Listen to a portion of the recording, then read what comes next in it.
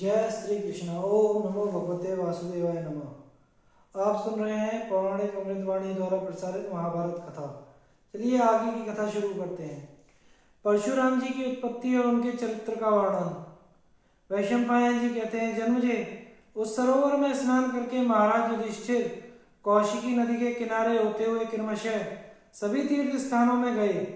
फिर उन्होंने समुद्र तट पर पहुंचकर गंगा जी के संगम स्थान में मिली हुई 500 नदियों की सम्मिलित धारा में स्नान किया। इसके पश्चात वे समुद्र के किनारे किनारे अपने भाइयों सहित कलिंग देश में आए। वहां लोमश जी कहने लगे, कुंती नंदन, यह कलिंग देश है, यहाँ वैतरणी नदी बहती है। इस स्थान पर देवताओं का आश्रय लेकर स्वयं धर्मराज ने यज्ञ किया था। इसके अनंतर भाग्यवान पांडवों ने द्रौपदी सहित वैतरणी नदी में उतरकर पितृ तर्पण किया। उस समय महाराज युधिष्ठिर कहने लगे, लोमश जी, इस नदी में आचमन करके मैं तप के प्रभाव से मानवीय विषयों से मुक्त हो गया हूँ। आपकी कृपा से मुझे सारे लोग दिखाई दे रहे हैं। देखिए, मुझे यह पाठ करते हुए वानप्रस्थी महात्माओं के शब्द सुनाई दे रहे हैं। तब लोमश जी ने कहा, राजन, चुप हो जाइए। यह ध्वनि तो तुम्हें 30,000 योजन दूर से सुनाई दे रही है। वैशंपायन जी बोले, इसके पश्चात महात्मा युधिष्ठिर महेंद्र पर्वत पर गए। वहां एक रात निवास किया। वहां रहने वाले तपस्वियों ने उनका बड़ा सत्कार किया।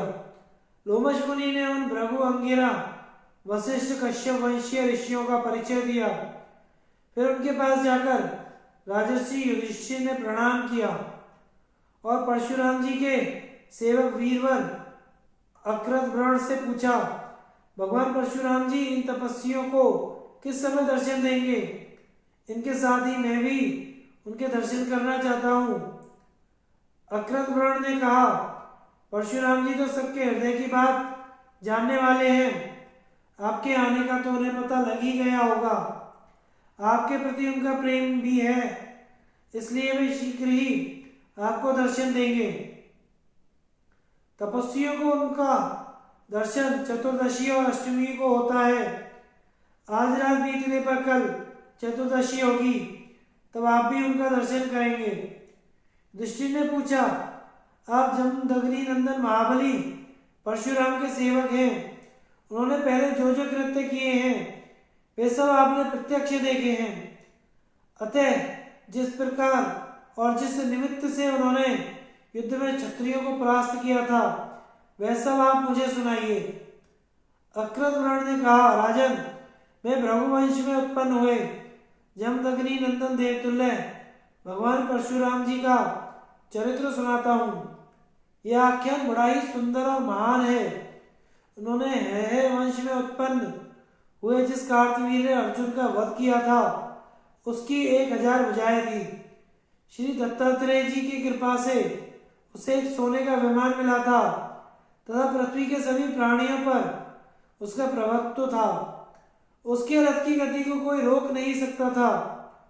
उस रथ और वर के प्रभाव से वह वीर, देवता, यक्ष और ऋषि सभी को कुचल डालता था।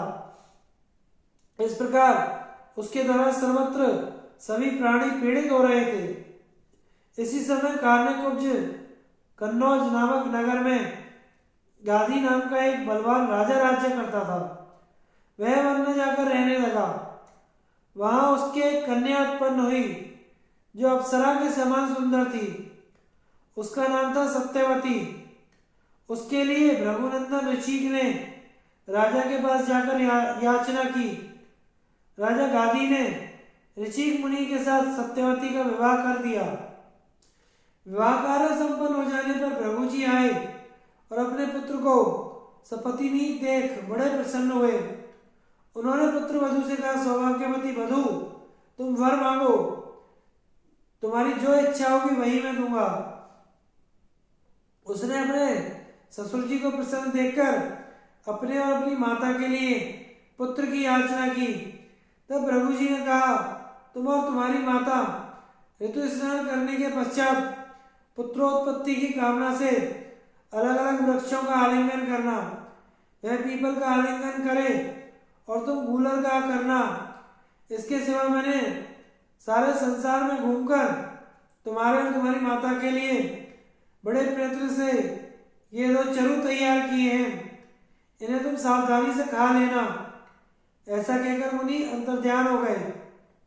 किंतु उन माँ बेटी ने चरु भक्षण करने और वृक्षों का आलिंगन करने में उलटफेर कर दिया। बहुत दिन बीतने पर भगवान भृगु फिर लौटे। उन्होंने दिव्य दृष्टि से सब बात जान ली। तब उन्होंने अपनी पुत्र वधु सत्यवती से कहा, बेटी, चरु और वृक्षों में उलटफेर करके तेरी माता ने तुझे धोखा दिया है।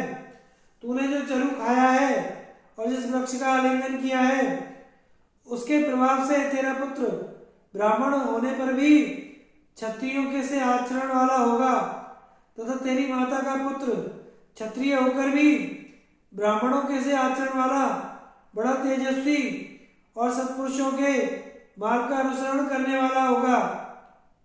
तब उसने बार बार प्रार्थना करके अपने ससुर को प्रसन्न किया और प्रार्थना की कि मेरा पुत्र ऐसा ना हो, भले ही पौत्र ऐसे स्वभाव वाला हो जाए। भृगु जी ने कहा, अच्छा ऐसा ही हो। यह कहकर अपनी पुत्र वधु का अभिनंदन किया। यथा समय उसके गर्भ से जमदग्नि मुनि का जन्म हुआ। वे बड़े ही तेजस्वी और प्रतापी थे। महातपस्वी जमदग्नि ने वेदाध्ययन आरंभ किया और नियमानुसार स्वाध्याय करने से सभी वेदों को कंठस्थ कर लिया। फिर उन्होंने राजा प्रसेनजीत के पास जाकर उनकी पुत्री रेणुका के लिए याचना की और राजा ने उन्हें अपनी बेटी विवाह दी। रेणुका का आचरण सब प्रकार अपने पति देव के अनुकूल था। उसके साथ आश्रम में रहकर वे तपस्या करने लगे। उनके क्रमशः 4 पुत्र हुए। इसके बाद परशुराम जी का प्रादुर्भाव हुआ। ये 5वें थे। भाइयों में छोटे होने पर भी ये गुणों में सबसे बड़े चढ़े थे। एक दिन जब सब पुत्र फल लेने चले गए तो व्रतशीला रेणुका स्नान करने को गई। जिस समय वह स्नान करके आश्रम को लौट रही थी, उस समय देवयोग से राजा चित्ररथ को जल क्रीड़ा करते देखा। उस संपत्तिशाली राजा को जल विहार करते देखकर रेणुका का चित्त चलायमान हो गया। इस मानसिक विकार से दीन और अचेत और त्रस्त होकर उसने आश्रम में प्रवेश किया। महातेजस्वी जमदग्नि मुनि ने सब बात जान ली। उसे अधीर और ब्रह्म तेज से च्युत हुई देखकर बहुत धिक्कारा। इतने में ही उनका ज्येष्ठ पुत्र रुक्मवान और फिर सुषेण वसु और विश्वावसु भी आ गए। मुनि ने क्रमशः उन सभी से कहा, इस अपनी मां को तुरंत मार डालो।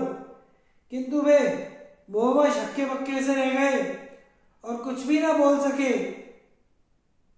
तब मुनि ने क्रोध होकर उन्हें शाप दिया, जिससे उनकी विचार शक्ति नष्ट हो गई एवं वे मृग और पक्षियों के समान जड़ बुद्धि हो गए। उन सब के पीछे शत्रु पक्षों के वीरों का संहार करने वाले परशुराम जी आए। उनसे महातपस्वी जमदग्नि मुनि ने कहा, बेटा, इस पापनी माता को अभी मार डाल। इसके लिए मन में किसी प्रकार का खेद न कर। यह सुनकर परशुराम ने फरसा लेकर उसी क्षण अपनी माता का मस्तक काट डाला। राजन, इससे जमदग्नि का कोप शांत हो गया और उन्होंने प्रसन्न होकर कहा, बेटा, तुमने मेरे कहने से वह काम किया है जिसे करना बड़ा ही कठिन है। इसलिए तुम्हारी जो जो कामनाएं हो वे सब मांग लो। तब उन्होंने कहा, पिताजी, मेरी माता जीवित हो जाएं, उन्हें मेरे द्वारा मारे जाने का याद ना रहे और उनके मन से पाप का नाश हो जाए। मेरे चारों भाई स्वस्थ हो जाएं, युद्ध में मेरा सामना करने वाला कोई ना हो और मैं लंबी आयु प्राप्त करूं। परम तपस्वी जमदग्नि ने भी वरदान द्वारा उनकी सभी कामनाएं पूर्ण कर दी। एक बार इसी तरह उनके सब पुत्र बाहर गए हुए थे। उसी समय अनूप देश का राजा कार्तवीर्य अर्जुन उधर आ निकला। जिस समय वह आश्रम पहुंचा, मुनि पत्नी रेणुका ने उसका आतिथ्य सत्कार किया। कार्तवीर्य अर्जुन युद्ध के मत से उन्मत्त हो रहा था। उसने सत्कार की कुछ कीमत ना करके आश्रम की होम धेनु के टकराते रहने पर भी उसके बछड़े को हर लिया और वहां के वृक्ष आदि तोड़ दिए। जब परशुराम जी आश्रम में आए तो स्वयं जमदग्नि जी ने उनसे सारी बातें कही। उन्होंने होम की गाय को भी रोते देखा। इससे वे बड़े कुपित हुए और काल के वशीभूत हुए सहस्त्रार्जुन के पास गए। तब शत्रुदमन परशुराम जी ने अपना सुंदर धनुष लेकर उसके साथ बड़ी वीरता से युद्ध कर पहने बाणों से उसकी परिघस दृश्य हजारों भुजाओं को काट डाला तथा उसे परास्त करके कार के हवाले कर दिया। इससे सहस्त्रार्जुन के पुत्रों को बड़ा क्रोध हुआ और वे एक दिन परशुराम जी की अनुपस्थिति में आश्रम में बैठे हुए जमदग्नि जी पर जा टूटे। परम तेजस्वी जमदग्नि जी तो तपस्वी ब्राह्मण थे। उन्होंने युद्ध आदि कुछ भी नहीं किया तो उन्होंने उन्हें मार डाला। इस समय वे अनाथ की तरह हे राम यही चिल्लाते रहे। जब उनकी हत्या करके वे आश्रम से चले गए तो परशुराम जी समिधा लेकर आए। वहां उन्हें अपने पिता को इस प्रकार दुर्दशा पूर्वक मरे देखकर उन्हें बड़ा दुख हुआ। वे फूट फूट कर रोने लगे। कुछ समय तक वे करुणापूर्वक तरह तरह से विलाप करते रहे। फिर उन्होंने अपने पिता के सब प्रेत कर्म किए। उनका अग्नि संस्कार कर संपूर्ण क्षत्रियों का संहार करने की प्रतिज्ञा की। महाबली भृगुनंदन के क्रोध के आवेश में साक्षात काल के समान हो गए। उन्होंने अकेले ही कार्तवीर्य के सब पुत्रों को मार डाला। उस समय जिन जिन क्षत्रियों ने उनका पक्ष लिया उन सबका भी उन्होंने सफाया कर दिया। इस प्रकार 21 बार भगवान परशुराम ने पृथ्वी को क्षत्रियहीन कर दिया और उनके रक्त से समंत पंचक क्षेत्र में 5 सरोवर भर दिए। इसी समय महर्षि ऋषिक ने साक्षात प्रकट होकर उन्हें इस घोर कर्म से रोका।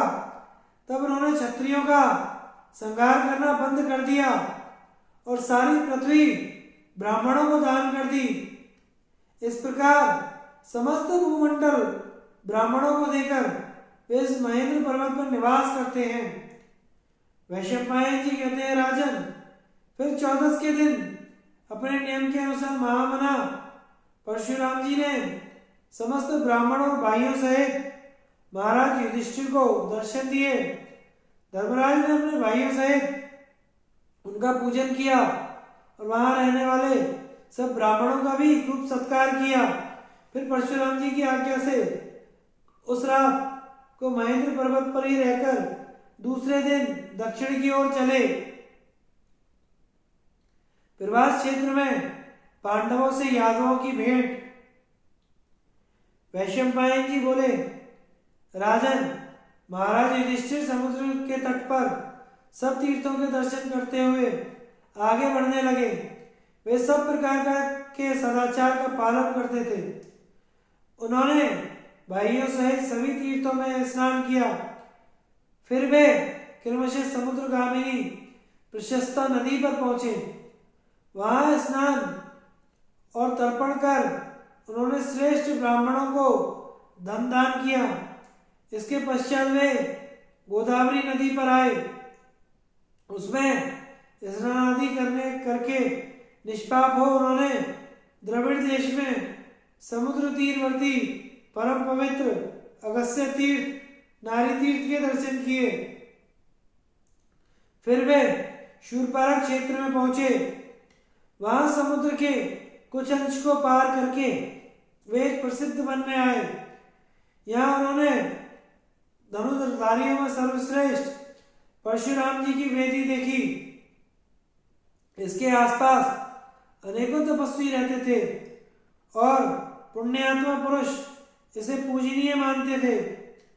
इसके पश्चात उन्होंने वसु, मरुदगण, अश्विनी कुमार, आदित्य, कुबेर, इंद्र, विष्णु, सविता, शिव, चंद्रमा, सूर्य, वरुण, सात्यगण, ब्रह्मा, पितृगण गणों के सहित रुद्र, सरस्वती, सिद्ध, अन्य देवताओं के परम पवित्र और मनोहर मंदिरों के दर्शन किए। उन तीर्थों में तरह तरह के उपवास कर उन्होंने स्नान आदि किए। विद्वान ब्राह्मणों को बहुमूल्य रत्नादि दान करके वे फिर शूरपारक क्षेत्र में लौट आए। वहां से वे भाइयों सहित अन्य समुद्र तीरवर्ती तीर्थों में गए। फिर पृथ्वी भर में प्रसिद्ध प्रवास क्षेत्र में आए। वहां स्नान और तर्पण आदि करके उन्होंने देवताओं और पितरों को तृप्त किया। फिर 12 दिन तक जल और वायु का ही भक्षण करते हुए चारों ओर अग्नि जलाकर तप किया। इसी समय भगवान श्री कृष्ण और बलराम ने सुना कि महाराज युधिष्ठिर प्रवास क्षेत्र में उग्र तपस्या कर रहे हैं, तो वे अपने परिकरों के साथ उनके पास आए। उन्होंने देखा पांडव लोग पृथ्वी पर पड़े हुए हैं, उनके शरीर धूल से सने हुए हैं तथा कष्ट सहन के अयोग्य द्रौपदी भी महान दुख भोग रही है। यह देखकर वे बिलख बिलख कर रोने लगे। महाराज युधिष्ठिर दुख पर दुख भोग रहे थे तो भी उनका धैर्य शिथिल नहीं पड़ा था। उन्होंने बलराम, कृष्ण, प्रद्युम्न, सांब, सात्विकी, अनिरुद्ध तथा और भी सभी विष्णुवंशियों का बड़ा आदर किया। उनसे सम्मानित होकर यादवों ने भी उनका यथोचित सत्कार किया।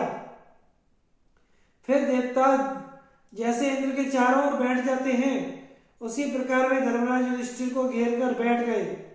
तदंतर बलदेव जी ने कमलनयन भगवान श्री कृष्ण से कहा, श्री कृष्ण देखो, धर्मराज के सिर पर जटाएं धारण करके वन में रहते हैं और वल्कल वस्त्रों से शरीर ढककर तरह तरह का कष्ट भोग रहे हैं। इस पापात्मा दुर्योधन पृथ्वी पर शासन कर रहा है। हाय, इसके लिए पृथ्वी भी नहीं पड़ती।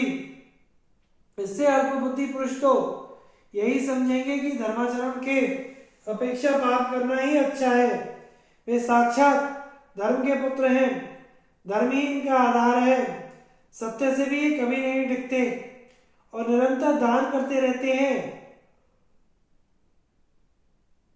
इनका राज्य और सुख भले ही नष्ट हो जाए, किंतु धर्म को छोड़कर ये कभी चैन से नहीं बैठ सकते। पापी धृतराष्ट्र ने अपने निर्दोष भतीजों को राज्य से निकाल दिया। अब परलोक में पितृगण के सामने वे कैसे रहेंगे? मैंने इनके साथ उचित व्यवहार किया, देखो अब भी उन्हें यह नहीं सूझता। मैं पृथ्वी में इस प्रकार आंखों से लाचार क्यों उत्पन्न हुआ हूं? उन्हें राज्यच्युत कर देने से अब मेरी क्या गति होगी? भला इन पांडवों का वे क्या सामना करेंगे? महाबाहु, भीम को तो शत्रुओं की सेना का संहार करने के लिए शस्त्रों की भी आवश्यकता नहीं है। इसके तो हुंकार से ही सैनिकों के मलमूत्र निकल पड़ते हैं। देखो, जब यह पूर्व दिशा में दिग्विजय के लिए गया था तो इसने अकेले ही वहां के सब राजाओं को उनके अनुचरों सहित परास्त कर दिया था और यह सकुशल अपने नगर में लौट आया। कोई इसका बाल भी बांका नहीं कर सका। किंतु आज यह फटे पुराने वस्त्र पहनकर दुख भोग रहा है। इस फुर्तीले वीर सहदेव को देखो, इसलिए समुद्र तट पर अपने सामने इकट्ठे होकर आए दक्षिण देश के सभी राजाओं के दांत खट्टे कर दिए थे। आज यह भी तपस्वी बना हुआ है। द्रौपदी तो परम पतिव्रता और सब प्रकार सुख भोगने योग्य है। भारतीय द्रुपद के समृद्धशाली यज्ञ की वेदी से इसका जन्म हुआ है। यह भला वनवास का दुख कैसे सहती होगी। दुर्योधन ने कपट युद्ध में जीतकर धर्मराज को इनके भाई, स्त्री और अनुचरों सहित राज्य से बाहर निकाल दिया। वह दिनों दिन बढ़ रहा है। यह देखकर इस पर्वतमाला मंडिता वसुंधरा को खेद क्यों नहीं होता। सात्यकी कहने लगे, बलराम जी, यह समय व्यर्थ पश्चाताप करने का नहीं है। महाराज युधिष्ठिर यद्यपि कुछ नहीं कह रहे हैं, तो भी अब आगे हमारा जो कर्तव्य हो वही हमें करना चाहिए। संसार में जिनके दूसरे रक्षक होते हैं, वे स्वयं काम नहीं किया करते। मेरे सहित आप, कृष्ण, प्रद्युम्न, सांब चुपचाप कैसे बैठे हैं। हम तो तीनों लोगों की रक्षा कर सकते हैं, फिर हमारे पास आकर भी ये पांडव लोग भाइयों सहित वन में रहे, यह कैसे हो सकता है। आज ही अनेकों प्रकार के अस्त्र शस्त्र और कवच आदि से सन्नद्ध यादवी सेना कूच करे, उससे पराजित होकर दुर्योधन अपने भाइयों सहित यमलोक को चला जाए। बलराम जी, आप तो अकेले ही अपने कोप से इस पृथ्वी का नाश कर सकते हैं। तो देवराज इंद्र ने जैसे वृत्रासुर का वध किया था, उसी प्रकार आप दुर्योधन को उसके संबंधियों सहित मार डालिए। मैं भी अपने सर्प के विष की ज्वाला के समान तीखे बाणों से उसके सिर को छिन्न भिन्न कर दूंगा और फिर उसे अपनी पैनी तलवार से रणांगण में काट डालूंगा। फिर सब कौरवों को मारकर उनके अनुचरों का भी नाश कर दूंगा। जिस समय प्रद्युम्न जी प्रधान कौरव वीरों का संहार करेंगे, उस समय तिनकों की ढेरी जैसे आग को सहन नहीं कर सकती, उसी प्रकार उनके छोड़े हुए तीखे तीरों को कृपाचार्य, द्रोणाचार्य, कर्ण और विकर्ण सह नहीं सकेंगे। अभिमन्यु के पराक्रम को भी मैं खूब जानता हूँ। ये रणभूमि में प्रद्युम्न जी के समान ही है। और सांब भी अपने बाहुबल से रथ और सारथी के सहित दुशासन को कुचल सकते हैं। यह जामवती नंदन बड़े ही रणवीर हैं, इनके बल को कोई नहीं सह सकता। श्री कृष्ण के विषय में तो क्या कहें। जिस समय ये अस्त्र शस्त्र से सुसज्जित हो, उत्तम उत्तम बाण और सुदर्शन चक्र धारण करते हैं, उस समय युद्ध में इनकी कोई बराबरी नहीं कर सकता। देवताओं के सहित इन संपूर्ण लोकों में इनके लिए कौन सा काम कठिन है।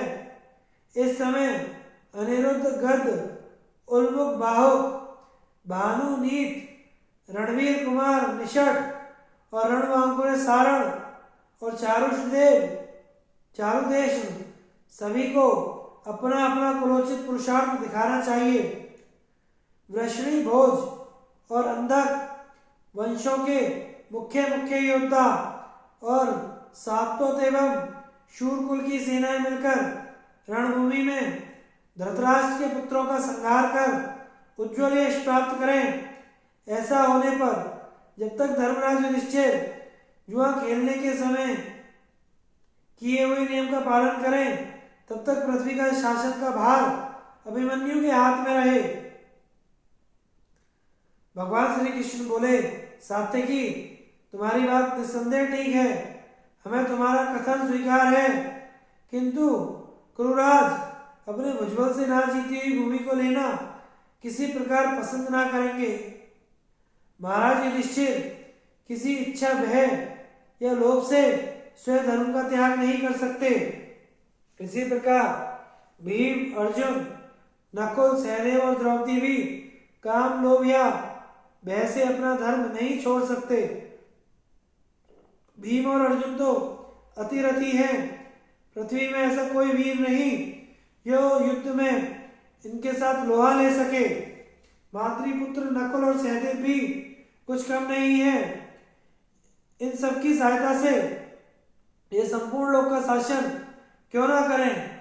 जिस समय महात्मा पांचाल राज, केके नरेश, चेदी राज और है आपस में मिलकर रणांगण में कूद पड़ेंगे, उस समय शत्रुओं का नाम निशान भी ना रहेगा।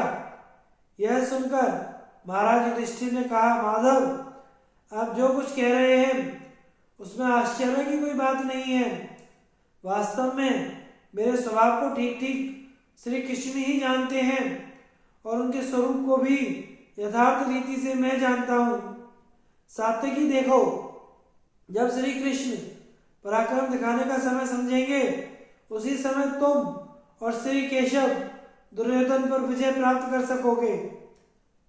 आप सब यादव वीर अपने घरों को पधारें।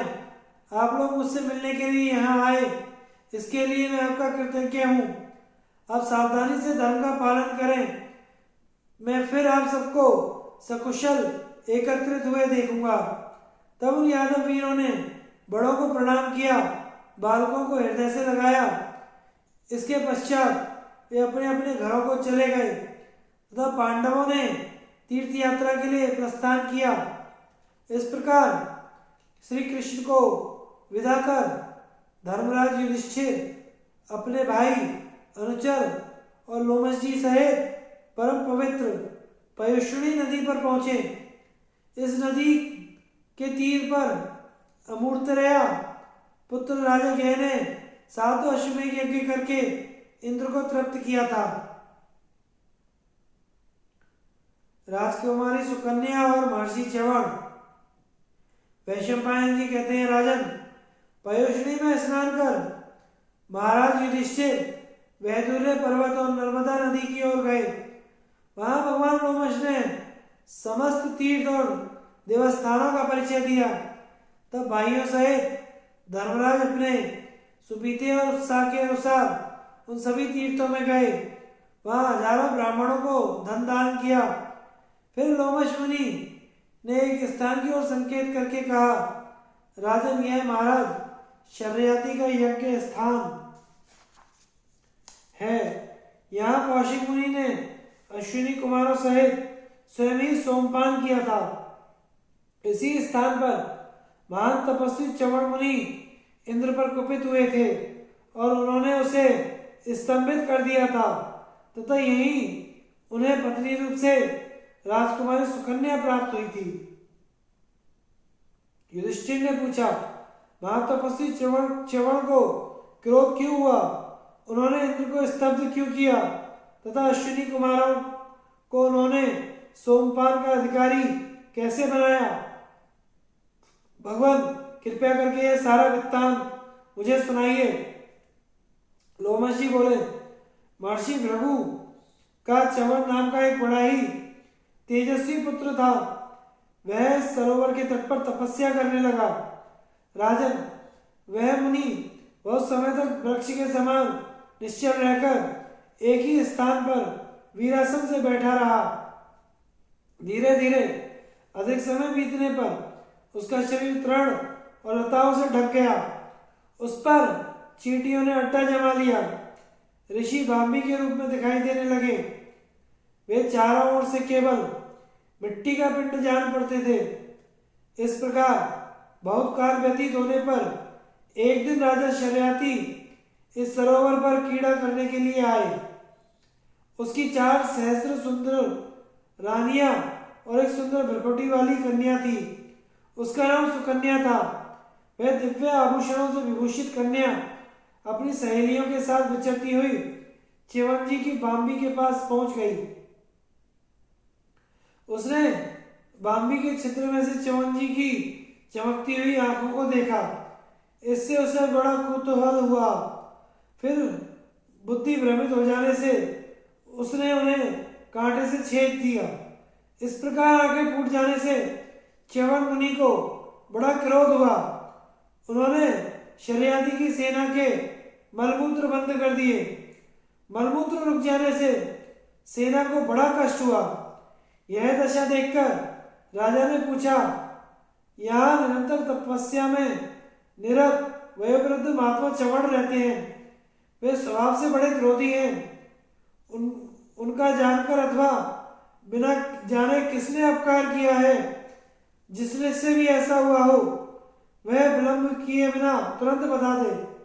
जब सुकन्या को ये बातें मालूम हुई तो उसने कहा, मैं घूमती घूमती एक बाम्बी के पास गई थी। उसमें मुझे एक चमकता हुआ जीव दिखाई दिया। वह जुगनू से जान पड़ता था। उसे मैंने बीत दिया। यह सुनकर शर्याती तुरंत ही बाम्बी के पास गया। वहां उसे तपोवृद्ध और वयोवृद्ध च्यवन मुनि दिखाई दिए। उसने उनसे हाथ जोड़कर सेना को क्लेश मुक्त करने की प्रार्थना की और कहा, भगवान, अज्ञानवश इस बालिका से जो अपराध बन गया है उसे क्षमा करने की कृपा करें। तब रघुनंदन च्यवन ने राजा से कहा, इस गर्वीली छोकरी ने मेरा अपमान करने के लिए ही मेरी आंखें फोड़ी हैं। अब मैं इसे पाकर ही क्षमा कर सकता हूं। लोमश जी कहते हैं, राजन, यह बात सुनकर राजा शर्याती ने बिना कोई विचार किए महात्मा च्यवन को अपनी कन्या दे दी। उस कन्या को पाकर च्यवन मुनि प्रसन्न हो गए और उनकी कृपा से क्लेश मुक्त हो राजा सेना के सहित अपने नगर में लौट आए। सती सुकन्या भी अपने तपो नियमों का पालन करती हुई प्रेम पूर्वक अपने तपस्वी पति की परिचर्या करने लगी। एक दिन सुकन्या स्नान करके अपने आश्रम में खड़ी थी। उस समय अश्विनी कुमारों की दृष्टि पड़ी। वह साक्षात देवराज की कन्या के समान मनोहर अंगों वाली थी। तब अश्विनी कुमारों ने उसके समीप जाकर कहा, सुंदरी, तुम किसकी पुत्री हो एवं किसकी भार्या हो और इस वन में क्या करती हो? यह सुनकर सुकन्या ने सरल भाव से कहा, मैं महाराज शर्याती की कन्या और महर्षि च्यवन की भार्या हूं। तब अश्विनी कुमार बोले, हम देवताओं के वैद्य हैं और तुम्हारे पति को युवा एवं रूपवान कर सकते हैं। तुम हमारी यह बात अपने पतिदेव से कहो। उनकी वह बात सुनकर सुकन्या च्यवन मुनि के पास गई और उन्हें यह बात बता दी। मुनि ने उसे अपनी स्वीकृति दे दी। तब उसने अश्विनी कुमारों से वैसा करने के लिए कहा। अश्विनी कुमारों ने कहा, मुनि, इस सरोवर में प्रवेश करें। महर्षि च्यवन रूपवान होने को उत्सुक थे। उन्होंने तुरंत जल में प्रवेश किया। उनके साथ अश्विनी कुमारों ने भी उसमें गोता लगाया। फिर एक मुहूर्त बीतने पर वे तीनों उस सरोवर से बाहर निकले। वे सभी दिव्य रूपधारी, युवा और समान आकृति वाले थे। उन तीनों को देखकर ही चित्त में अनुराग की वृद्धि होती थी। उन तीनों ने ही कहा, सुंदरी, तुम हम में से एक को वर लो। वे तीनों ही समान रूप वाले थे। सुकन्या एक बार तो सहम गई। फिर उसने अपने मन, बुद्धि और निश्चय से अपने पति को पहचान लिया और उन्हें ही वरा। इस प्रकार अपनी पत्नी और मनमाना रूप एवं यौवन पाकर च्यवन ऋषि बहुत प्रसन्न हुए और अश्विनी कुमारों से बोले, मैं वृद्ध था, तुमने ही मुझे रूप और यौवन दिया है, इसलिए मैं भी तुम्हें सोमपान का अधिकार दिलाऊंगा। यह सुनकर अश्विनी कुमार प्रसन्न होकर स्वर्ग चले गए तथा च्यवन और सुकन्या उस आश्रम में देवताओं के समान विहार करने लगे। जब शर्याती ने सुना कि च्यवन मुनि युवा हो गए हैं तो उसे बड़ी प्रसन्नता हुई। वह अपनी सेना सहित उनके आश्रम में आया। उसने देखा कि च्यवन और सुकन्या साक्षात देव दंपत्ति से जान पड़ते हैं। इससे राजा और रानी को ऐसा हर्ष हुआ मानो उन्हें सारी पृथ्वी का ही राज्य मिल गया हो। फिर च्यवन मुनि ने राजा से कहा, राजन, मैं आपसे यज्ञ कराऊंगा, आप सब प्रकार की सामग्री एकत्रित कीजिए। राजा ने बड़ी प्रसन्नता से उनकी यह बात स्वीकार कर ली। जब यज्ञ के लिए समस्त कामनाओं की पूर्ति करने वाला शुभ दिन उपस्थित हुआ तो राजा शरियाती ने एक सुंदर यज्ञ मंडप तैयार कराया। उसी में भृगुनंदन महर्षि च्यवन ने राजा के यज्ञ अनुष्ठान का आयोजन किया। इस प्रकार यज्ञ में जो नई बातें हुई उन्हें सुनिए। जिस समय च्यवन मुनि ने अश्विनी कुमारों को यज्ञ का भाग दिया, तब इंद्र ने उन्हें रोकते हुए कहा, मेरे विचार से दोनों ही अश्विनी कुमार यज्ञ भाग लेने के अधिकारी नहीं हैं। च्यवन ने कहा, ये दोनों कुमार बड़े ही उत्साही, उदार हृदय, रूपवान और धनवान हैं। भला तुम्हारे या दूसरे देवताओं के सामने इनका सोमपान में अधिकार क्यों नहीं है? इंद्र ने कहा, ये चिकित्सा कार्य करते हैं और मनमाना रूप धारण कर मृत्यु लोक में भी विचरते रहते हैं। इन्हें सोमपान का अधिकार कैसे हो सकता है? जब ऋषि च्यवन ने देखा देवराज बार बार उसी बात पर जोर दे रहे हैं, तब उन्होंने उनकी उपेक्षा कर अश्विनी कुमारों को देने के लिए उत्तम सोमरस लिया। इस प्रकार उनके आग्रह पूर्वक सोम लेते देख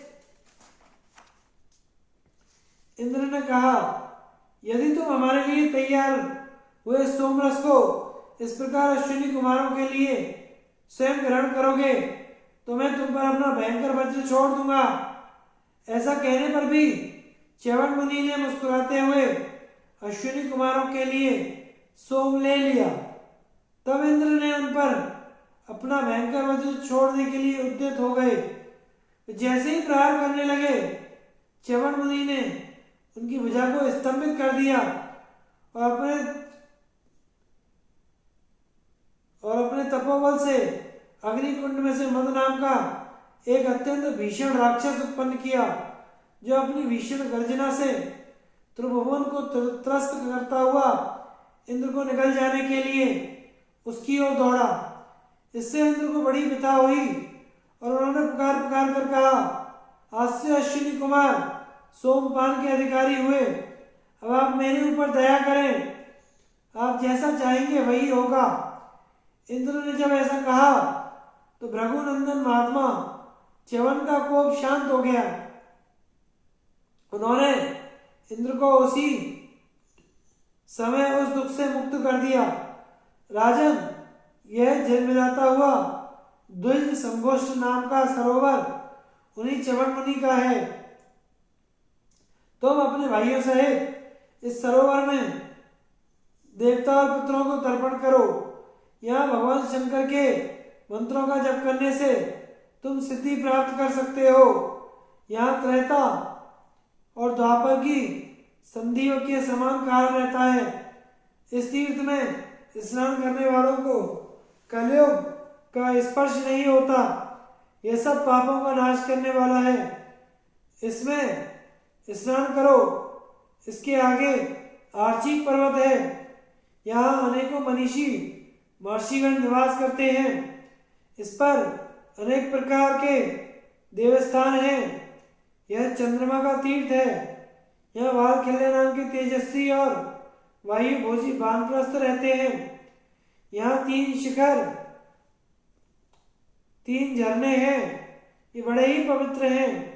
तुम प्रदक्षिणा करके क्रमशः इन सभी में यथेष्ट स्नान करो। इसके पश्चात इसके पास ही यमुना जी बह रही हैं। स्वयं कृष्ण ने भी यहाँ तपस्या की थी। नकुल, सहदेव, भीमसेन और द्रौपदी और हम सब तुम्हारे साथ इस स्थान पर चलेंगे। और इसी जगह महान धनुर्धर राजा मानधाता ने भी यज्ञ किया था।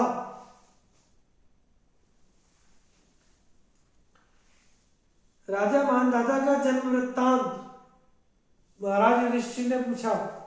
ब्राह्मण राजा युवनाश्व के पुत्र नरश्रेष्ठ मानधाता तीनों लोगों में विख्यात थे। उनका जन्म किस प्रकार हुआ? लोमश जी बोले, राजा युवनाश्व इक्ष्वाकु वंश में उत्पन्न हुए थे। उसने एक सहस्त्राश्वमेध यज्ञ और भी बहुत से यज्ञ किए। उन सभी में बहुत बड़ी बड़ी दक्षिणाएं दी। अपने मंत्रियों पर राज्य का भार छोड़ते हुए उस मनुष्य राजा ने मनोनिग्रह करते हुए निरंतर वन में रहना आरंभ कर दिया। एक बार महर्षि भृगु के पुत्र ने उससे पुत्र प्राप्ति के लिए यज्ञ कराया। रात्रि के समय उपवास से गला सूख जाने के कारण राजा को बड़ी प्यास लगी। उसने आश्रम के भीतर जाकर जल मांगा, किंतु सब लोग रात्रि के जागरण से थककर ऐसी गाढ़ निद्रा में पड़े थे कि किसी ने उसकी आवाज न सुनी। महर्षि ने मंत्रपूत जल का एक बड़ा कलश रख छोड़ा था। उसे देखकर राजा ने जल्दी से उसी में से कुछ जल पीकर अपनी प्यास बुझाई, उसे वहीं छोड़ दिया। कुछ देर में तपोधन भृगुपुत्र के सहित सब मुनिजन उठे और उन सभी ने उस घड़े को जल से खाली कर देखा। तब उन सभी ने आपस में मिलकर पूछा, यह किसका काम है? इस पर यमुनाश्व ने सच सच बता दिया कि मेरा है। यह सुनकर भृगुपुत्र ने कहा, राजन, यह काम अच्छा नहीं हुआ। तुम्हारे एक महान बलवान और पराक्रमी पुत्र उत्पन्न हो, इसी उद्देश्य से मैंने जल को अभिमंत्रित कर रखा था। अब जो हो गया उसे पलटा नहीं जा सकता। अवश्य ही जो कुछ हुआ वह देव की प्रेरणा से हुआ। तुमने प्यास से व्याकुल होकर मंत्रपूत जल पिया है, इससे तुम्ही को एक पुत्र प्रसव करना होगा। ऐसा कहकर मुनि अपने अपने स्थानों को चले गए। फिर 100 वर्ष बीतने पर राजा की बाई को फाड़कर एक सूर्य के समान अत्यंत तेजस्वी बालक निकला। ऐसा होने पर भी यह बड़ा आश्चर्य सा हुआ कि इससे राजा की मृत्यु नहीं हुई। बालक को देखने के लिए स्वयं देवराज इंद्र उस स्थान पर आए। उनसे देवताओं ने पूछा, किम दास्यति, यह बालक क्या पिएगा? इस पर इंद्र ने उसके मुख में अपनी तर्जनी उंगली देकर कहा, मां धाता, मेरी उंगली पिएगा। इसी से देवताओं ने उसका नाम मानधाता रख दिया। फिर उसके ध्यान करते ही धनुर्वेद सहित संपूर्ण वेद दिव्य अस्त्र उसके पास उपस्थित हो गए।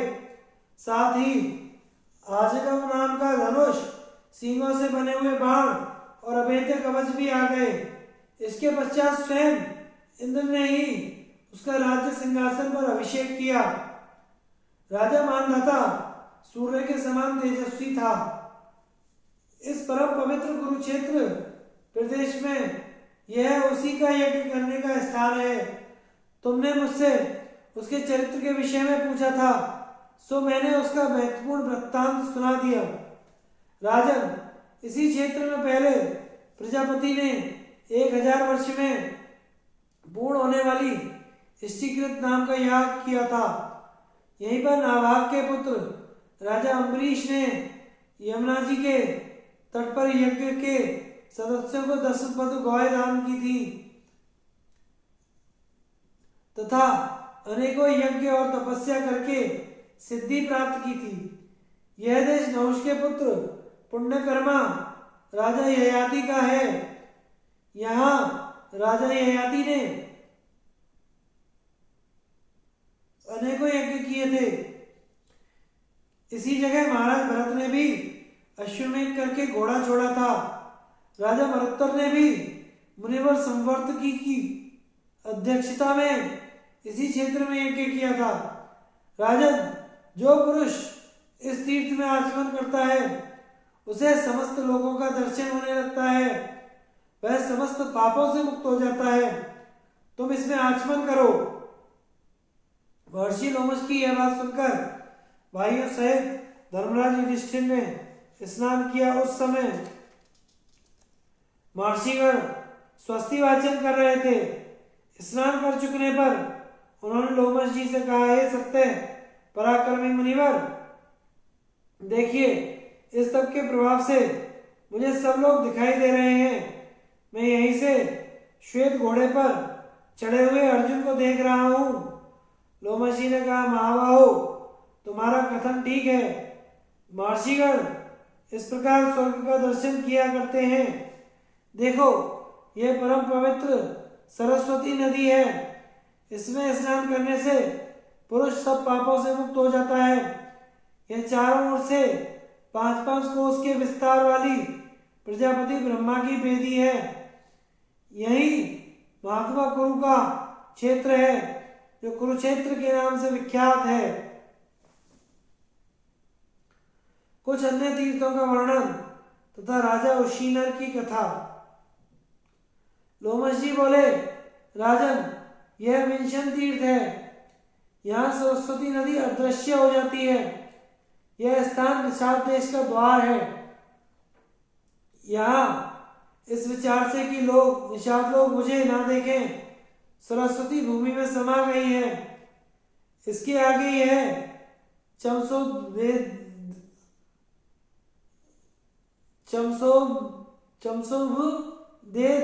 नामक स्थान है, जहाँ सरस्वती फिर प्रकट हो जाती है, जहाँ इसमें समुद्र में मिलने वाली सब पवित्र नदियां मिल जाती हैं। यह सिंधु नदी का बहुत बड़ा तीर्थ स्थान है। इसी जगह अगस्त्य जी से समागम होने पर लोपामुद्रा ने उन्हें पति रूप से वर्णन किया था। यह विष्णुपद नाम का पवित्र तीर्थ दिखाई दे रहा है और यह विपाशा नाम की परम पवित्र नदी है। हे शत्रुधमन, यह सबसे पवित्र काश्मीर मंडल है। यहाँ अनेकों महर्षि निवास करते हैं। तुम भाइयों सहित उनके दर्शन करो। यह मानसरोवर का द्वार दिखाई दे रहा है। इस तीर्थ में एक बड़े आश्चर्य की बात यह है, वह यह है कि जब एक युग पूरा हो जाता है तो यहाँ श्री पार्वती जी और पार्षदों सहित इच्छा अनुसार रूप धारण करने वाले श्री महादेव जी के दर्शन होते हैं। जितेंद्रिय और श्रद्धावान आजकल लोग अपने परिवार के हित की कामना से इस सरोवर पर चैत्र मास में स्नान करके महादेव जी की पूजा किया करते हैं। सामने उज्जवानक तीर्थ है। इसके पास ही कुशवान सरोवर है। इसमें कुशेशय नाम के कमल उत्पन्न होते हैं। पांडुनंदन, अब तुम भृगुतुंग पर्वत को देखोगे। पहले समस्त पाप नष्ट करने वाली इस वितस्तता नदी को देखें। ये यमुना की ओर से आने वाली जला और उपजला नाम की नदियां हैं। इन्हीं के तट पर यज्ञ अनुष्ठान करके राजा उशीनर इंद्र से भी बढ़ गए थे।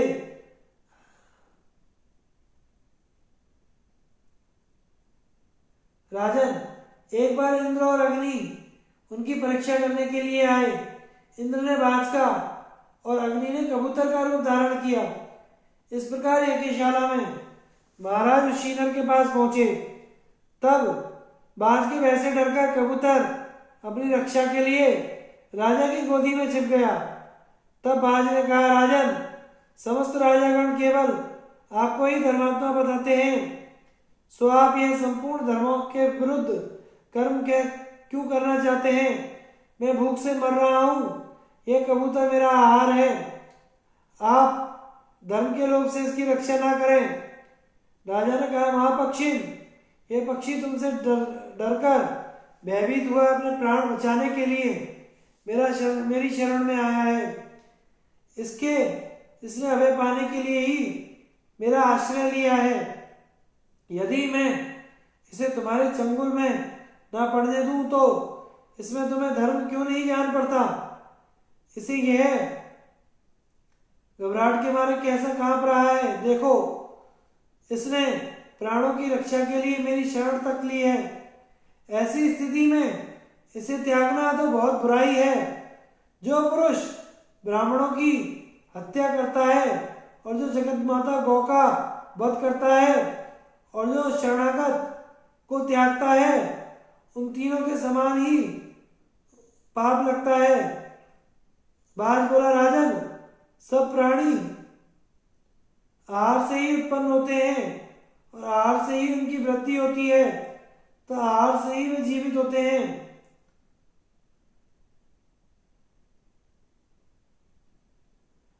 जिस धन को त्यागना अत्यंत कठिन माना जाता है, उसके बिना भी मनुष्य बहुत दिनों तक जीवित नहीं रह सकता, किंतु भोजन को त्याग कर कोई भी अधिक समय तक नहीं टिक सकता। आज आपने मुझे जो भोजन से वंचित कर दिया है, इसलिए मैं जी नहीं सकूंगा, और जब मैं मर जाऊंगा तो मेरे स्त्री बच्चे भी नष्ट हो जाएंगे। इस प्रकार कबूतर को बचाकर आप कई प्राणियों की जान के ग्राहक हो जाएंगे। जो धर्म दूसरे धर्म का बाधक हो वह धर्म नहीं कुधर्म ही है। धर्म तो वही है जिससे किसी दूसरे धर्म का विरोध ना हो। जहाँ दो धर्मों में विरोध हो वहाँ छोटे बड़े का विचार कर जिसका किसी से विरोध ना हो उसी धर्म का आचरण करें। अतः राजन, आप भी धर्म और अधर्म के निर्णय में गौरव और लाघवपुर पर दृष्टि रखकर जिसमें विशेष पुण्य हो उसी धर्म का आचरण निश्चय करें। इस पर राजा ने कहा, पक्षी प्रवर, आप बहुत अच्छी बातें कह रहे हैं। क्यों ना साक्षात पक्षीराज गरुड़ है। क्या आप साक्षात पक्षीराज गरुड़ हैं? इसमें तो संदेह नहीं। आप धर्म के मर्म को अच्छी तरह समझते हैं। आप जो बातें कह रहे हैं वे बड़ी ही विचित्र और धर्मसम्मत है। मैं देखता हूँ कि ऐसी कोई बात नहीं है जो आपको मालूम ना हो, किंतु शरणार्थी के परित्याग को आप कैसे अच्छा मानते हैं। पक्षीवर, आपका यह सारा प्रयत्न आहार के लिए ही जान पड़ता है। सो मैं आपके लिए आहार के लिए जो जान पड़ता है वो आपको दिया जा सकता है। लीजिए, मैं आपको शिवी प्रदेश का समृद्धशाली राज्य देता हूँ, और कभी आपको जिस वस्तु की इच्छा हो वह मैं दे सकता हूँ, किंतु इस शरण में आए हुए पक्षी को नहीं त्याग सकता। वे अकबर, जिस समय जिस काम को करने से आप इसे छोड़ सके वह मुझे बताइए, मैं वही करूँगा, किंतु इस कबूतर को तो नहीं दूंगा। बाज बोला, निरब्बर, यदि आपका इस कबूतर पर स्नेह है तो इसी के बराबर का मांस काटकर तराजू में रखिए। जब वह तौल में इस कबूतर के बराबर हो जाए तो मेरी तृप्ति हो जाएगी। लोमशी कहने लगे, राजन, फिर परम धर्मज्ञ उशीनन ने अपना मांस काटकर तौलना आरंभ किया। दूसरे पड़ले में रखा हुआ कबूतर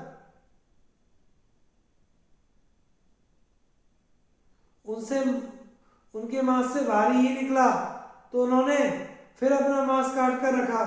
इस प्रकार कई बार करने पर जब मांस कबूतर के बराबर ना हुआ तो वह स्वयं ही तराजू में बैठ गए। यह देखकर बाज बोला, हे धर्मज्ञ, मैं इंद्र हूँ, ये अग्निदेव है। हम आपकी धर्मनिष्ठा की परीक्षा लेने के लिए ही आपकी यज्ञशाला में आए थे। राजन, जब तक संसार में आप लोगों का स्मरण रहेगा तब तक आपका सुयश निश्चल रहेगा। यदि आप पुण्य लोगों को भोग करेंगे। राजा से ऐसा कहकर वे दोनों देवलोक को चले गए। महाराज, यह पवित्र आश्रम उसी महानुभाव राजा उशीनर का है। यह बड़ा ही पवित्र और पापों को नाश करने वाला है। आप मेरे साथ इसके दर्शन कीजिए। अष्टावक्र का जन्म और शास्त्रार्थ का वृत्तांत। मुनिवर रोमश ने कहा, राजन, उद्दालक के पुत्र श्वेत केतु इस पृथ्वी पर भर में मंत्र शास्त्र में पारंगत समझे जाते थे। यह निरंतर फल फूलों से संपन्न रहने वाला आश्रम उन्हीं का है। आप इसके दर्शन कीजिए। इस आश्रम में महर्षि श्वेत केतु को मानवी के रूप में साक्षात सरस्वती देवी के दर्शन हुए थे। लोमश जी ने कहा, उद्दालक मुनि का कहोड़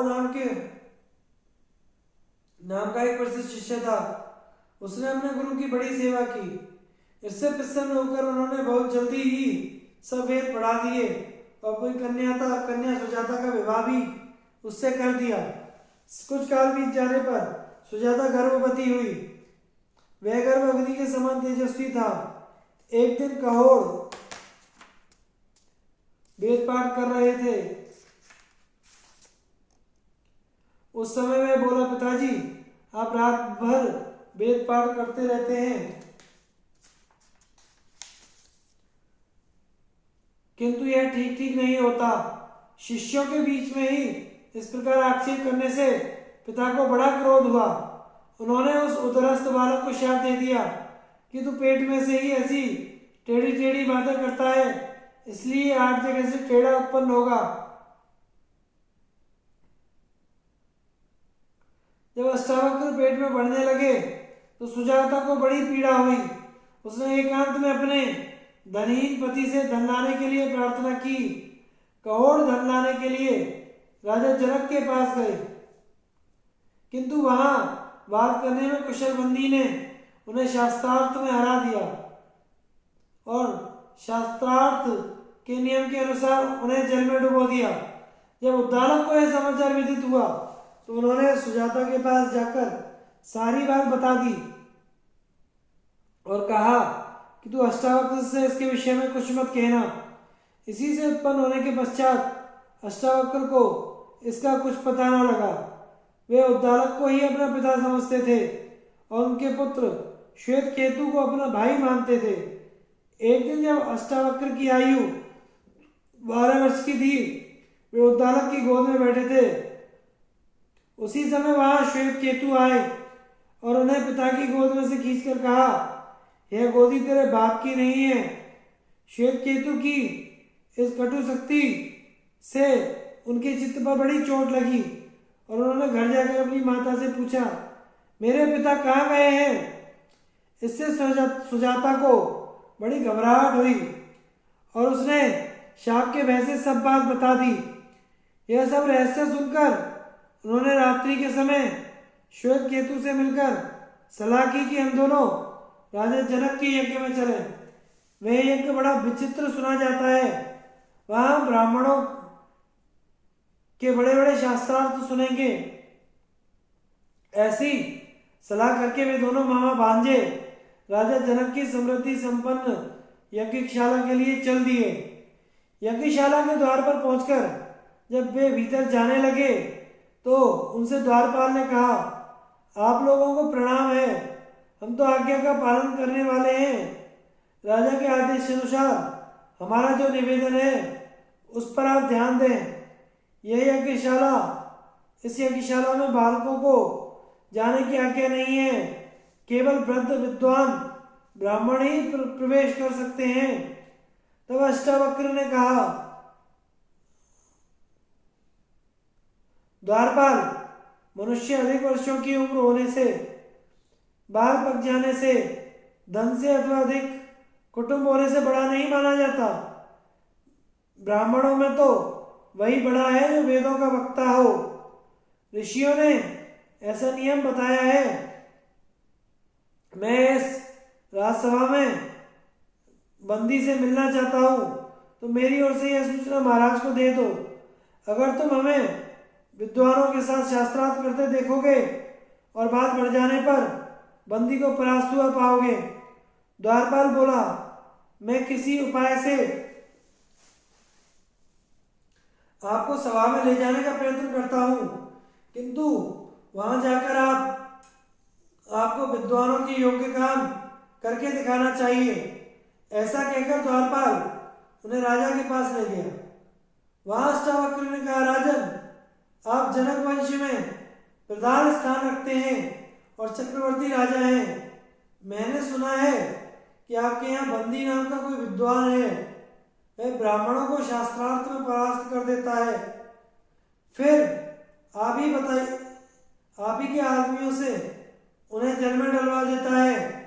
यह बात ब्राह्मणों के मुख से सुनकर मैं अद्वैत ब्रह्म विषय पर उससे शास्त्रार्थ करते आया हूं।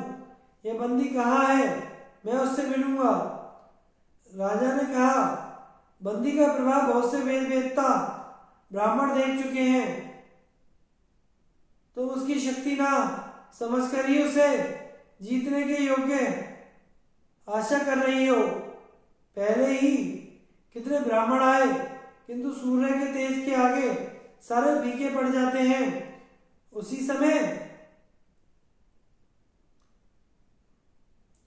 प्रकार वे सभी उनके सामने हतप्रभ हो गए। इस पर अष्टावक्र ने कहा, मेरे जैसों से पाला नहीं पड़ा, इसी से वह सिंह के समान निर्भर होकर बातें करता है, किंतु अब मुझसे परास्त होकर वह उसी प्रकार मूक हो जाएगा जैसे रास्ते में टूटा हुआ रथ जहां तहां पड़ा रहता है।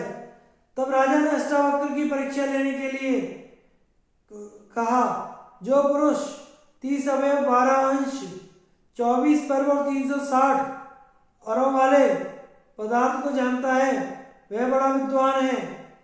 यह सुनकर अष्टावक्र बोला, जिसमें पक्ष रूप 24 पर्व ऋतु 6 नाभि मारु 7 12 अंश दिन रूप 360 अरे है, निरंतर घूमने वाला संवत्सर स्वरूप कालचक्र आपकी रक्षा करे।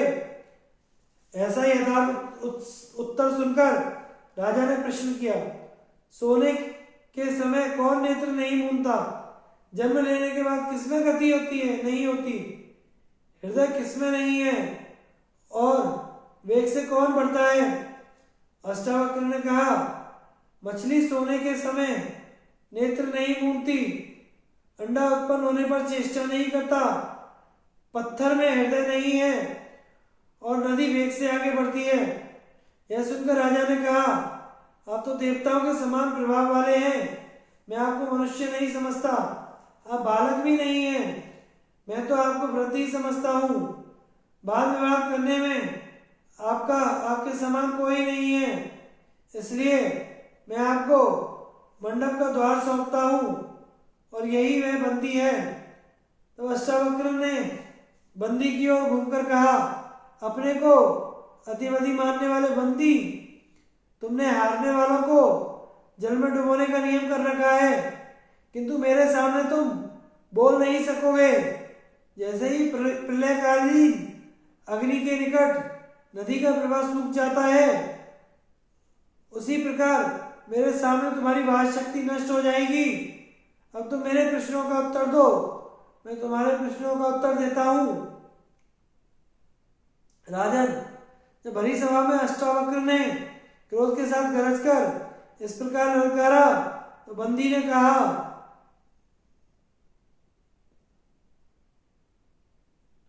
अष्टावक्र, एक ही अग्नि अनेक प्रकार से प्रकाशित होती है, एक सूर्य सारे जगत को प्रकाशित कर रहा है, शत्रुओं का नाश करने वाला देवराज इंद्र एक ही वीर है तथा पितरों का ईश्वरी यमराज एक ही है।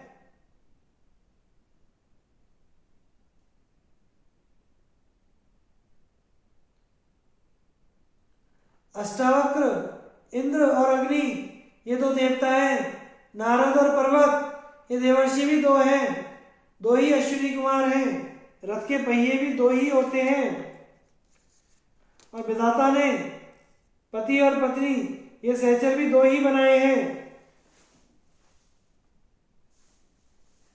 बंदी, यह संपूर्ण प्रजा कर्मवश 3 प्रकार से जन्म धारण करती है। सब कर्मों का प्रतिपादन भी 3 वेद ही करते हैं। अध्ययन युजन भी प्रातः, मध्याह्न और साय इन तीनों समय यज्ञ का अनुष्ठान करते हैं। कर्मानुसार प्राप्त होने वाले भोगों के लिए स्वर्ग, मृत्यु और नरक ये लोक भी 3 हैं तथा वेद में कर्मजन्य ज्योतियां भी 3 प्रकार की हैं। अष्टावक्र, ब्राह्मणों के लिए आश्रम 4 हैं, वर्ण भी 4 हैं, 4 ही यज्ञों द्वारा अपना अपना निर्वाह करते हैं। मुख्य दिशाएं भी 4 हैं, ओंकार के अकार, उकार, मकार, अर्धमात्रा ये 4 ही वर्ण हैं तथा परा, पश्यंती, मध्यमा, बैखरी भेद से वाणी भी 4 प्रकार की ही कही गई है। बंदी, यज्ञ की अग्नियां गार्हपत्य, दक्षिणाग्नि, आहवनीय, सभ्य, आवसत्य 5 है। पंक्ति छंद भी 5 पदों वाला है। यज्ञ भी अग्निहोत्र, दर्श, पौर्णमास, चातुर्मास्य और सोम 5 ही प्रकार के हैं। इंद्रियां 5 हैं। वेद में पंचशिखा वाली अप्सराएं भी 5 हैं तथा संसार में पवित्र नदी भी 5 ही प्रसिद्ध है। अष्टावक्र कितने ही प्रकार कहते हैं कि अग्नि का आधान करते समय दक्षिणा में गौय 6 ही देनी चाहिए। काल चक्र में ऋतुएं भी 6 ही रहती हैं।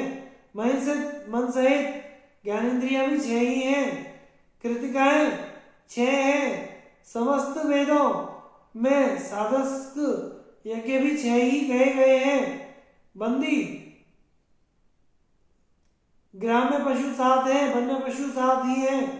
यज्ञ को पूर्ण करने वाले छंद भी 7 ही हैं। ऋषि 7 हैं। मान देने के प्रकार भी 7 ही हैं और वीणा के तार भी 7 ही हैं। अष्टावक्र सैकड़ों वस्तुओं की तौल करने वाला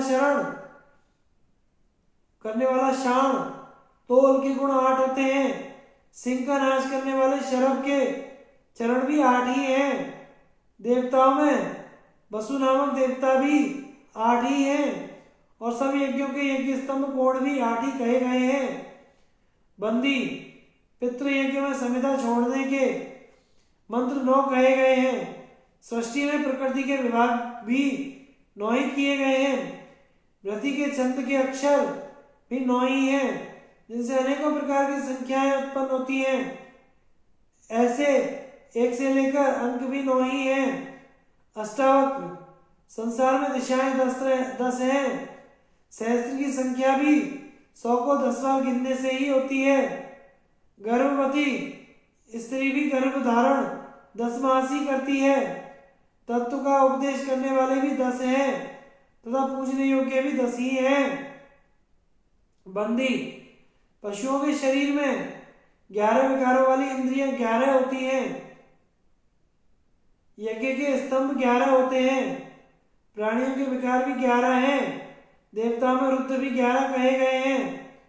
अष्टावक्र 1 वर्ष में महीने 12 होते हैं। जगती छंद के चरणों में भी 12 ही अक्षर हैं। प्राकृत यज्ञ 12 दिन का कहा है। धीर पुरुषों ने आदित्य भी 12 ही कहे हैं। बंदी तिथियों में त्रयोदशी को उत्तम कहा है और पृथ्वी भी 13 दीप वाली बतलाई गई है। इस प्रकार बंदी के आधा श्लोक ही कहकर चुप हो जाने पर अष्टावक्र जी ने शेष आधे श्लोक को पूरा करते हुए कहा, अग्नि, वायु और सूर्य ये तीनों देवता 13 दिनों के यज्ञों में व्यापक हैं और वेदों में भी 13 आदि अक्षरों वाले अधिछंद कहे गए हैं। इतना सुनते ही बंदी का मुख नीचा हो गया और वह बड़े विचार में पड़ गया, परंतु अष्टावक्र के मुख से वाणी की झड़ी लगी ही रही। यह देखकर सभा के ब्राह्मण हर्ष ध्वनि करते हुए अष्टावक्र के पास आए और उनका सम्मान करने लगे। अष्टावक्र ने कहा, राजन, यह बंदी शास्त्रार्थ में अनेकों विद्वानों को परास्त कर जल में डुबो चुका है। अब इसकी भी वही गति होनी चाहिए। बंदी ने कहा, महाराज, मैं जलाधीश वरुण का पुत्र हूँ। मेरे पिता के यहाँ भी आप ही की तरह 12 वर्षों में पूर्ण होने वाला यज्ञ हो रहा है। उसी के लिए मैंने जल में डुबोने के बहाने चुने हुए श्रेष्ठ ब्राह्मणों को वरुण लोक भेज दिया है। वे सब अभी लौट आएंगे। अष्टावक्र जी मेरे पूजनीय हैं।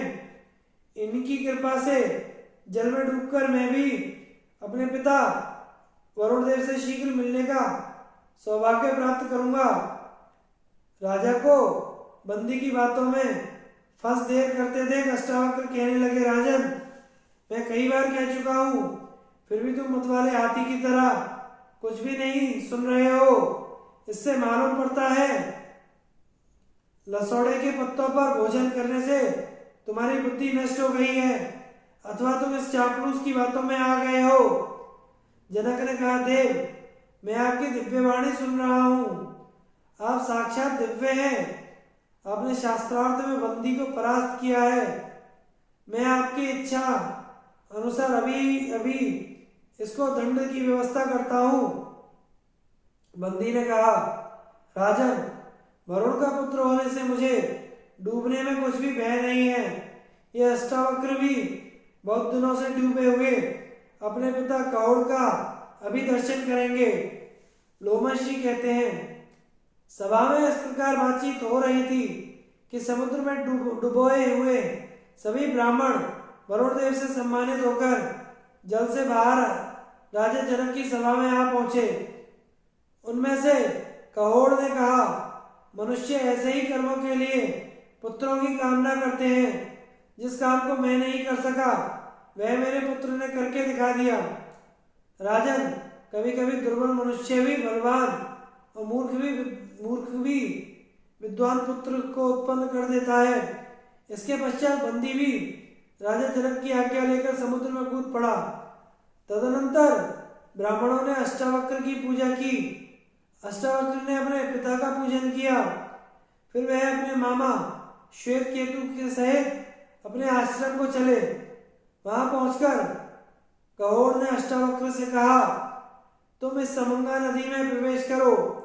बस अष्टावक्र ने जैसे ही उस नदी में डुबकी लगाई, उनके अंग सीधे हो गए। उनके संसर्ग से यह नदी भी पवित्र हो गई। जो पुरुष इस नदी में स्नान करता है वह सब पापों से मुक्त हो जाता है। राजन, तुम भी द्रौपदी और भाइयों सहित स्नान और आचमन करके इसमें प्रवेश करो। आगे की कथा हम अगले भाग में प्रस्तुत करेंगे। हमारे चैनल को सब्सक्राइब करें। धन्यवाद।